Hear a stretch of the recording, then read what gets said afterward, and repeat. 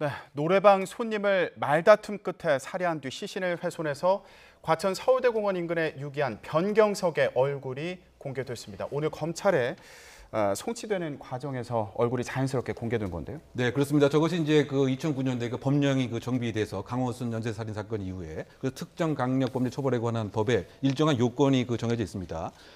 피해가 상당히 심각하고 증거가 그 명백을 해서 공적인 알 권리를 보장하기 위해서 공개할 수 있다 이렇게 규정이 되어 있고요. 여기서의 공개는 적극적인 공개는 아닙니다. 일반적인 검찰 수사 과정, 인계 과정, 현장 검증 과정에서 예를 들면 마스크라든가 모자 등을 제공하지 않고 자연스럽게 이제 언론에 얼굴이 노출될 수 있는 얼굴 공개를 이제 의미하는 것인데요. 그래서 이제 이번 그 사안 같은 경우에도 그 경기경찰청에서 심의위원회를 구성을 해서 심의위원 7명이 전원 합의를 해서 이것은 공적인 이익이 분명히 그 있는 것이고 또 국민의 알 권리도 있고 또 심각성이 분명히 있고 혹시 이 사람에 의해서 다른 범죄의 피해자가 또 여죄에 관한 정보도 제공할 수 있지 않습니까? 이런 등등으로 이제 공개가 이루어졌고요. 그래서 과거에 그 논란이 됐던 것은 어떤 사건은 공개를 하게 되고 어떤 사건은 공개하지 않기 때문에 이것이 무엇이 기준이냐가 문제가 됐었습니다. 그래서 경찰서 단위의 심의위원회가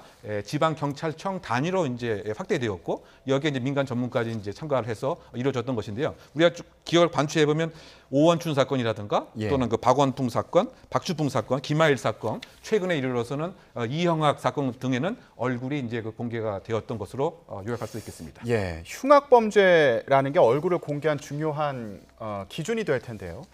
자, 이번 범행을 좀 돌아보면 이 변경석이 대담하게도 자기 노래방 안에서 시신을 훼손했다고 합니다. 보통은 장소를 옮겨서 훼손을 하는 경우가 이전에 그런 흉악범죄들을 보면 있었던 것으로 알고 있는데 노래방 안에서 시신을 훼손했고 그리고 사용한 흉기 같은 경우에도 뭐 카운터라든가 이 사용한 장소에 또 그대로 올려놨다고 하더라고요. 이런 부분은 어떻게 봐야 될까요? 일단 뭐 지금 사실 전과는 없어요. 이전에 강력범죄를 저지른 어떤 전력은 없는데 이제 범행의 어떤 수법을 보면 굉장히 잔인해요. 잔인한데 지금 그 사실은 일반적으로 이제 사체를 훼손하게 되면 이게 노래방이잖아요. 그러면 여러 사람이 오갈 수 있는 곳이기 때문에 사체를 다른 곳에 은이가 하죠.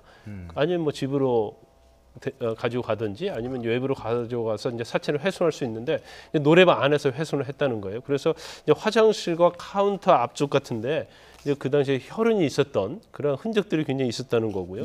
또 이건 말끔 씌웠습니다만은 지금 살해에 사용된 흉기 또 그리고 뭐 시신 훼손, 흉기는 그 당시에 이제 카운터에 있던 걸 가지고 한 거고 시신 훼손도 그는 이제 외부에서 사다가 시신을 훼손한 거거든요. 그러면 아무리 뭐 강력범이라 할지라도 자기가 사체를 훼손하고 살인한 그런 도구에 대해서는 굉장히 그걸 보는 순간 또 다른 뭐 이상한 느낌을 가질 수 있는데 그걸 의자나 카운터 위에 그대로 놨다는 거예요. 그러고 나서 노래방에다는 휴가 중이라는 걸 써 붙이고 나서 거기서 또 생활을 했다는 거예요. 이런 걸 여러 가지를 보면 그 살해를 했을 전후에 있어서 어떤 정신적인 상태에 있어서 인지나 지적 수준이 굉장히 좀 떨어져 있는 가능성이 좀 있다고 봅니다. 그래서 원래부터 그랬던 것인지 아니면 그 당시에 그랬던 것인지 그리고 본인 자체는 뭐 사체를 훼손한 다음에 이걸 은유하기 위해서 좀 머리를 쓴 것 같아요. 그래서 뭐 인터넷 들어가서 좀 수풀이 많은 곳을 찾아서 겨우 서울대 공원에 있는 그 뭐 길에서 3m밖에 떨어지지 않았지만 그 수풀에다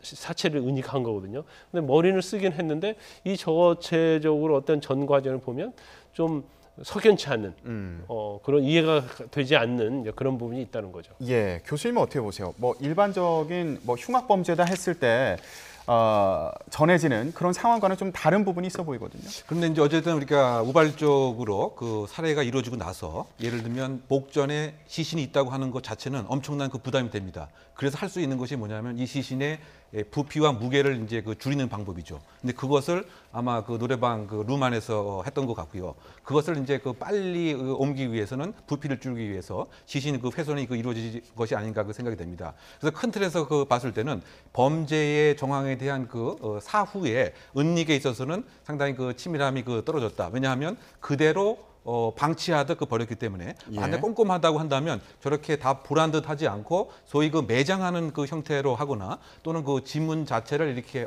소구하는 형태로 했는데 그것이 아니라고 했을 때는 적어도 이 정도의 그 벌이게 되면 나를 찾지는 못할 것이다라고 하는 판단을 한 것이 아닌가 생각됩니다. 예, 알겠습니다. 얼굴이 공개된 흉악범 변경석 어떤 처벌을 받게 될지 주목됩니다. 오늘 말씀 여기까지 듣겠습니다. 두 분 고맙습니다.